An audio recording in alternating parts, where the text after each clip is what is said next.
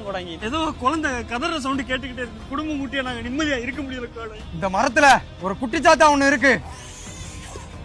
அது ரொம்ப உக்கிரமா இருக்கு. இந்த வீடு வாங்கி எத்தனை நாள் ஆகுது? 4 நாள் தான் கூட இங்க ஆகுது. 4 நாளா? 12 இரவு 12 பகல் அது இந்த ஒத்த மரத்துல குடிக்கொண்டே இருக்குடா. அதை நம்மளால கண்ட்ரோல் பண்ண முடியாது. வேற வழியே இல்லையா? இருக்கு. கேரளா மந்திரவாதியை பார்த்து அதுக்கான மந்திரத்தை கத்துக்கிட்டு வந்து இதை என்னால அடக்க முடியும். ஆனா அதுக்கு ஒரு 2 லட்சம் செலவாகும். வீடு 20 லட்சம் லோன் போட்டேங்கிறேன். என்கிட்ட வந்து 2 லட்சம் ரூபாய். 20 லட்சம் ரூபாய் லோன் போட்ட உனக்கு 2 லட்சம் ரூபாய் லோன் போட முடியாதோ?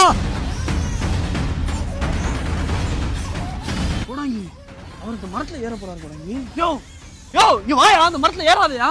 யோ யோ அந்த மரத்துல பேய் இருக்கியா? நான் சொல்றத கேளு. அதுல பேய் இருக்கியா? தம்பி ஏறாத.